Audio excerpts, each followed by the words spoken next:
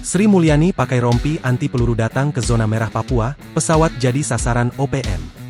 Dalam kunjungannya ke Nduga, Sabtu, 7 Juni 2025, Menteri Keuangan Sri Mulyani dan Menteri Pertahanan Djafri Syamsuddin tampak mengenakan rompi anti peluru.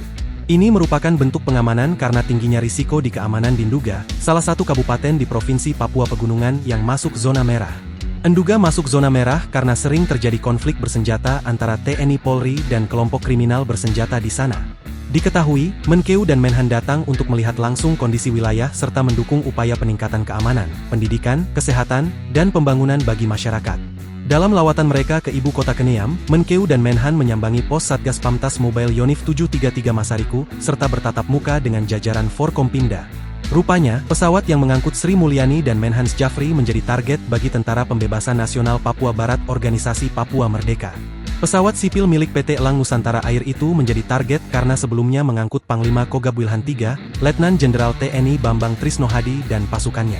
Pesawat sipil dengan nomor penerbangan PKELM Elang Nusantara Air yang diterbangkan dari Timika ke Nduga, ditetapkan sebagai DPO oleh TPNPB OPM, kata juru bicara TPNPB OPM, Sebbi Sambong.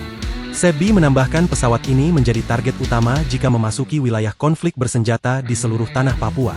Pesawat beserta pilot dan kopilot telah memasuki wilayah yang kami tetapkan sebagai zona perang dengan pasukan militer Indonesia, ujarnya.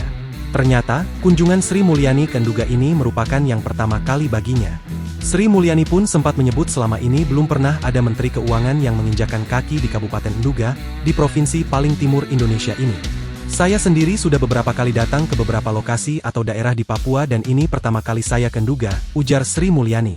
Menurut Sri Mulyani, dengan melihat langsung situasi dan kondisi pembangunan di Kabupaten Nduga, saat ini dia merasa bisa lebih memahami kondisi secara lebih baik. Sri Mulyani pun sempat mengucapkan terima kasih kepada Menhan karena telah mengajaknya untuk melihat langsung situasi dan kondisi pembangunan di Kabupaten Nduga. Kunjungan ini sekaligus menandai langkah penting bagi Nduga dalam mendapatkan perhatian pemerintah pusat untuk menghadapi tantangan keamanan dan memperkuat pembangunan sumber daya manusia.